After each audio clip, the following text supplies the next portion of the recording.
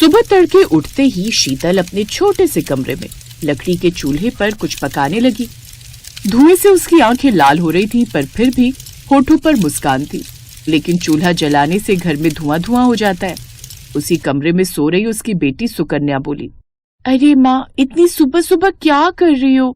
सारे घर में धुआं धुआं हो गया है, नींद भी खराब हो गई है। दाल फ्राई बना रही हूँ, देखते हैं आज से हमारी किस्मत बदलती है या नहीं। कुछ साल पहले तक शीतल देवी के घर भी चूल्हा किसी और की मेहनत से जलता था। उसका पति मनोज रेलवे में मामूली नौकरी करता था, लेकिन ईमानदारी में पहाड़ जैसा मजबूत था। लेकिन एक दिन रेलवे पुल पर हादसा हुआ और शीतल की दुनिया उजड़ गई। सरकारी मदद कुछ महीने तक चली, फिर खत्म। अब रोटी का सवाल रोज सामने था। उसने लोगों के घरों में बर्तन मांजे, कपड़े धोए, लेकिन कहीं पर भी उसे न तो इज्जत मिली और न ही पेट भरने लायक पैसा। एक दिन जब सुकन्या की तबीयत खराब हुई तो उसके काफी पैसे लग गए जो उसने बचा कर रखे हुए थे। लोगों के यहाँ खाना बनाती हूँ, लेकिन उसमें भी कुछ खास बचत नहीं होती, इसलिए अब खुद का ही कोई काम करूं। लेकिन क्या करूं वो समझ में नहीं आ रहा। माँ, तुम जब दूसरों के घर का खाना बना सकती हो तो खुद के लिए क्यों नहीं? क्या मतलब बिटिया? मतलब लोगों को अपने हाथ का खाना बनाकर खिलाओ। वैसे भी आप दाल फ्राई कितनी अच्छी बनाती हो। ये बात सुनकर शीतल हैरान रह गई, लेकिन फिर ठेला खरीदने के पैसे कहाँ से आते? शीतल देवी को कोई उपाय नहीं सूझा। उसने सोने की नाक की लौंग गिरवी रखी और 3000 में एक जर्जर ठेला लिया। ठेले को देख उसके आस पड़ोस के लोग उसका मजाक उड़ाने लगे। अरे शीतल, अब ठेला चलाओगी? आज तक कभी चलाया भी है? हालत तो देख जरा इसकी। भूख कुछ नहीं देखती और मेहनत शर्म नहीं मांगती। इधर उधर सबके सामने हाथ फैलाने से तो अच्छा है ना कि मैं अपना काम करूं, 2 रोटी चैन की मिल जाए, बस और क्या चाहिए। इसके बाद उसने पहली बार अपने हाथों की मशहूर दाल फ्राई बनाई। न महंगे मसाले, न बटर की मोटी परत, बस प्याज, टमाटर, देसी घी का तड़का। वो ठेला लेकर काम पर निकल पड़ी। ऐसे ही सुबह से शाम हो गई, कोई ग्राहक नहीं। हे भगवान, अगर आज कोई मेरी दाल खा ले तो मैं समझूंगी तूने साथ नहीं छोड़ा। तभी एक रिक्शे वाला उसके पास आया। बहन, खाना बचा है क्या? हाँ भैया, बचा हुआ है, सारा बचा हुआ है। क्या दाम है? 25 रुपए की प्लेट है भैया। ठीक है, लगा दो। रिक्शे वाले ने खाया, फिर थाली चाट कर बोला, वाह बहन, ऐसी दाल फ्राई तो मैंने कभी भी नहीं खाई। कितना स्वाद है रे तेरे हाथों में। ये सुनकर शीतल देवी मुस्कुराई। उसने हाथ जोड़कर भगवान को धन्यवाद दिया और फिर 2-3 लोग और आए।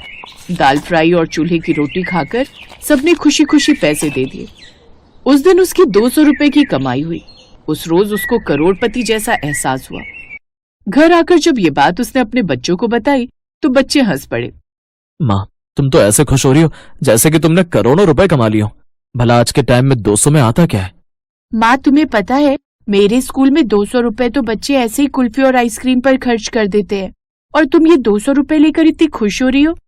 मेरे बच्चों, मैं तुम्हें कैसे समझाऊं कि ये 200 रुपए मेरे लिए आज करोड़ रुपए के बराबर ही है। ये एक आशा की किरण है कि मेरा सपना है। अब तुम देख लेना, भगवान की कृपा से एक दिन यही पैसे हम लोगों की जिंदगी बनाएंगे। अपनी माँ की ऐसी बातें सुनकर दोनों बच्चे अपनी माँ पर मुस्कुरा पड़े, लेकिन शीतल के लिए वो 200 रुपए वरदान से कम नहीं थे। वो उसके आत्मविश्वास को बढ़ा रहे थे।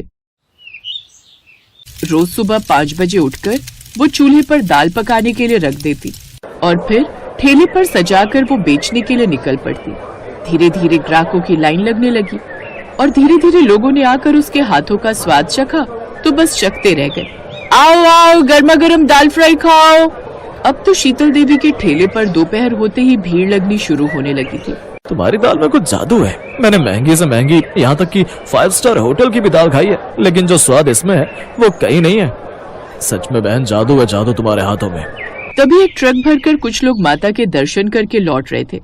दाल फ्राई, यही वो ठेला है जहाँ बढ़िया सा खाना मिलता है। मुझे तो यहाँ का खाना बड़ा पसंद है। बहन देखो, हम सब माता के दर्शन करके लौटे हैं। इन सभी श्रद्धालुओं को बड़ी भूख लग रही थी, लेकिन मैंने कहीं भी ट्रक नहीं रोका, क्योंकि मैं जानता था जो मजा इन्हें यहाँ का खाना खाने में आएगा ना, वो किसी और खाने में नहीं मिलेगा। यहाँ का खाना सस्ता होने के साथ साथ टेस्टी भी है। शुक्रिया नमित भाई जी, आप जब भी आते हैं मेरे ठेले पर बिना तारीफ किए नहीं जाते।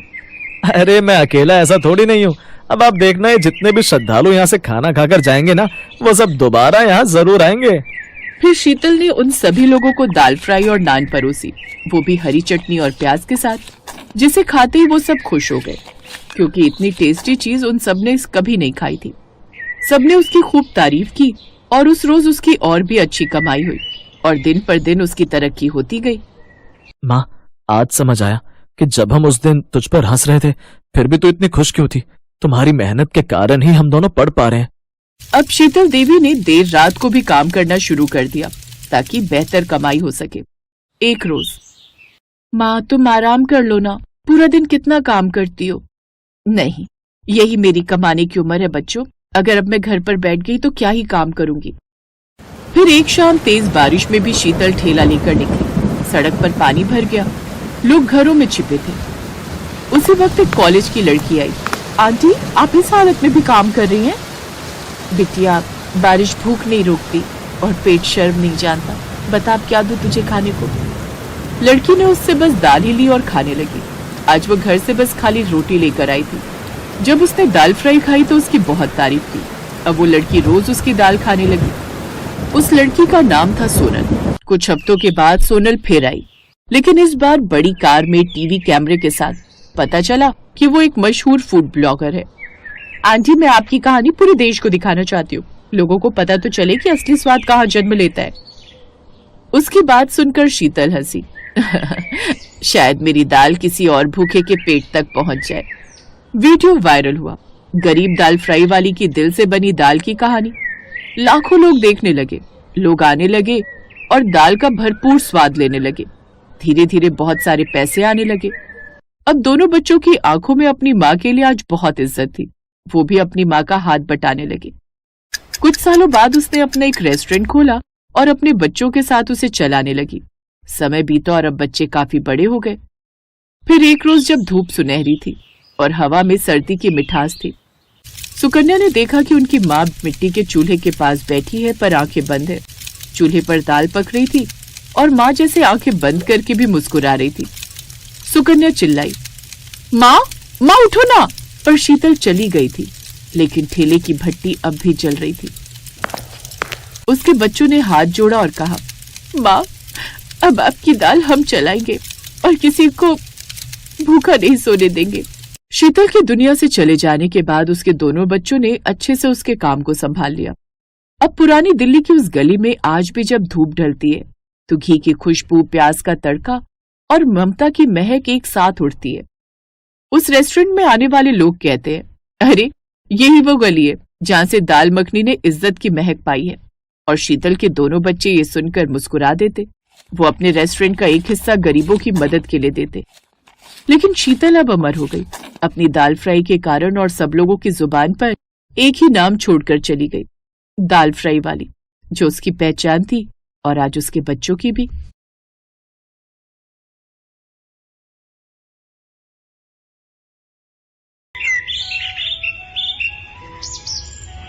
रोशन भाई, मुझे एक फुल प्लेट दाल देना। मुझे भी एक फुल दाल। अरे हाफ दाल पैक करना रोशन। सुरेश, मैंने दाल को तड़का लगा दिया है, सबके ऑर्डर पैक कर दे। इसकी खुशबू बिल्कुल माँ की तड़का दाल जैसी है। माँ, काश तुम मेरे साथ होती। माँ, तुम्हारे जाने के बाद मुझे अपनी गलती का एहसास हुआ। तुम्हारी कमी कोई पूरी नहीं कर पाएगा माँ।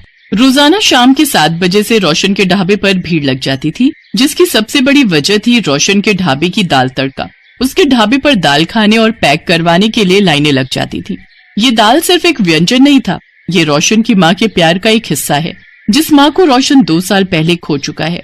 रोशन ने ये ढाबा 1.5 साल पहले अपनी माँ अन्नपूर्णा के नाम से अन्नपूर्णा भोजनालय शुरू किया।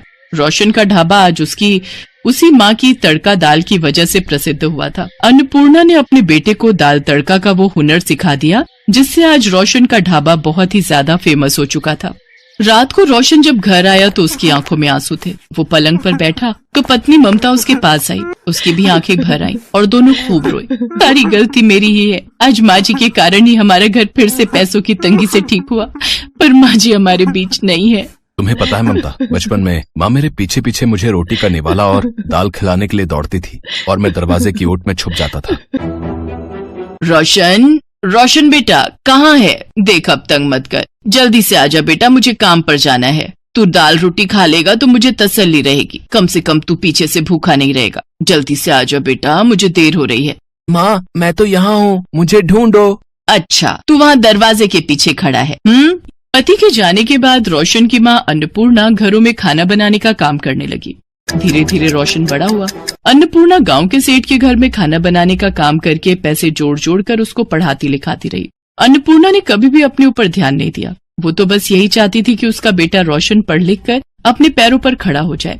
अरे अन्नपूर्णा, कभी अपने ऊपर भी ध्यान दे दिया कर। तेरी साड़ी कितनी फटी हुई है? इस महीने की पगार दूंगी तो तू अपने लिए एक साड़ी खरीद लेना। सेठानी जी, इस महीने तो बहुत मुश्किल हो जाएगा। रोशन के कॉलेज की फीस भरनी है। मैं आपसे कुछ एडवांस के रुपए भी मांगने वाली थी। अगर आप मुझे 2000 रुपए और एडवांस दे देती तो बड़ी मेहरबानी होगी। अन्नपूर्णा, वो बात तो ठीक है, मैं दे दूंगी, पर तुझे थोड़ा बहुत अपने लिए भी तो रखना चाहिए। कल का क्या भरोसा, बहू आने के बाद बेटा तुझे भूल जाए और शहर में ही बस जाए। सेठानी जी, मेरा बेटा ऐसा नहीं है। देखना, अच्छी नौकरी मिलते ही वो मुझे शहर ले जाएगा। मैं तो ऐसा ही चाहती हूँ। तूने गरीबी में पैसे जोड़ जोड़ कर अपने बेटे को पढ़ा लिखाई दिया। अच्छा सुन, ये साड़ियाँ लेती जा। तेरी साड़ी बहुत फट गई है। मैं तो अब ये साड़ी पहनती नहीं हूँ, तेरे काम आ जाएगी। शुक्रिया सेठानी। और फिर रोशन शहर में ही पढ़ाई पूरी करके नौकरी करने लगता है। कुछ दिनों तक तो रोशन सेठानी के घर जब अन्नपूर्णा काम पर होती थी तो सेठानी के मोबाइल फोन पर अन्नपूर्णा से बात कर लेता था। पर कुछ समय बाद उसका मोबाइल पर फोन आना बंद हो गया। सेठानी जी, रोशन का कोई फोन तो नहीं आया? बड़े दिन हो गए, उससे बात नहीं हुई। नहीं अन्नपूर्णा, अगर कोई फोन आता तो मैं तुझे बता ही देती। अच्छा, नंबर तो मेरे मोबाइल पर है उसका, तू कहे तो मिलाकर देखूं? हाँ, मिलाकर देख लो सेठानी जी, बड़ी चिंता हो रही है। पता नहीं रोशन किस हाल में है। ठीक है, मैं मिलाती हूँ।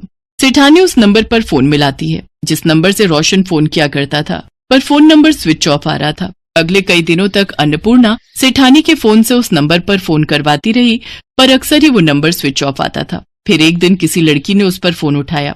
हेलो, कौन बोल रहा है? मुझे रोशन से बात करनी है। जी, मैं रोशन की पत्नी ममता बोल रही हूँ। रोशन अभी घर पर नहीं है, वो ऑफिस गए हैं।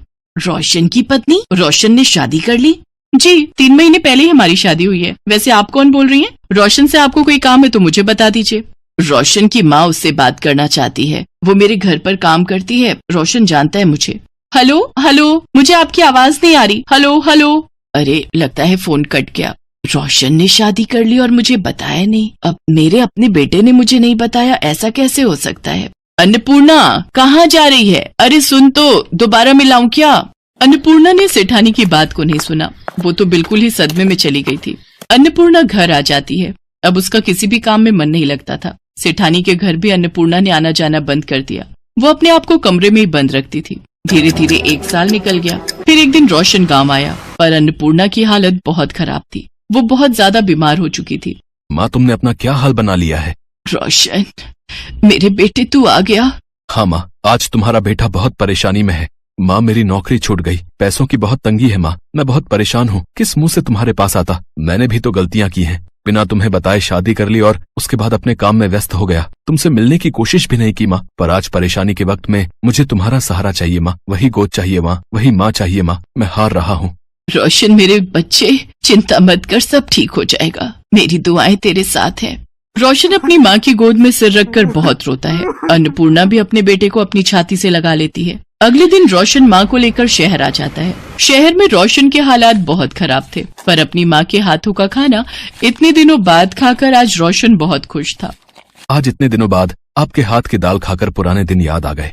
माँ जी, दाल बहुत स्वादिष्ट है। सचमुच आपके हाथों की तड़का दाल की अलग ही खुशबू और स्वाद है। कितने दिनों से ऐसा खाना नहीं खाया था। आपके आने से घर में रौनक भी आ गई, और सच कहूँ तो मुझे भी बहुत आराम मिला है। मैं इस माँ के प्यार को अपने से अलग कर चुकी थी। मुझे माफ कर दो माँ जी। अरे बहू, मैंने तो किसी भी बात का बुरा नहीं माना। रोशन बेटा, अगर तुझे मेरे हाथ की दाल इतनी पसंद है तो और लोगों को भी पसंद आएगी। तू काम के लिए परेशान भी है, तो क्यों ना तू अपना ढाबा खोल ले। तुझे काम भी मिल जाएगा और अच्छी कमाई भी होगी। माँ, वो तो ठीक है, पर मेरे पास अभी इतने पैसे नहीं है कि मैं अपना ढाबा खोल सकूं। रोशन बेटा, मेरे पास कुछ पैसे जुड़े हुए हैं। सेठानी जी के घर काम छोड़ने के बाद जो पैसे बने थे वो मैंने जोड़ कर रखे थे कि कभी बहू से मिलूंगी तो दूंगी। आज वो पैसे तुम्हारे ढाबे खोलने के काम आ जाएंगे। रोशन और ममता की आंखें आंसुओं से भर आती हैं। वो चाह कर भी अन्नपूर्णा के एहसानों को नहीं चुका सकते थे। अन्नपूर्णा ने अपना पूरा जीवन अपने बच्चों के लिए जोड़ने में निकाल दिया। रोशन ढाबा खोलने की तैयारी कर ही रहा था कि तभी बीच में अन्नपूर्णा की तबीयत खराब हो गई और फिर एक रात अन्नपूर्णा सोई तो दोबारा कभी नहीं उठी। अन्नपूर्णा के दिए हुए पैसों से ही रोशन अपनी माँ की याद में अन्नपूर्णा भोजनालय की शुरुआत करता है। अरे रोशन, पता ही नहीं चला सुबह के 4 बज गए। बातों ही बातों में समय कब बीत गया ध्यान ही नहीं रहा। हाँ ममता, माँ की बहुत याद आ रही है। ममता, माँ हमें देख सुन रही होंगी ना? हाँ रोशन, माँ हमारे साथ ही और हमेशा रहेंगी। रोशन जानता था कि आज वो जो कुछ भी है उसकी माँ की वजह से ही है। तभी तो कहते हैं, लबों पर जिसके कभी बद्दुआ नहीं होती, लबों पर जिसके कभी बद्दुआ नहीं होती, एक माँ ही तो है जो अपने बच्चों से कभी खफा नहीं होती।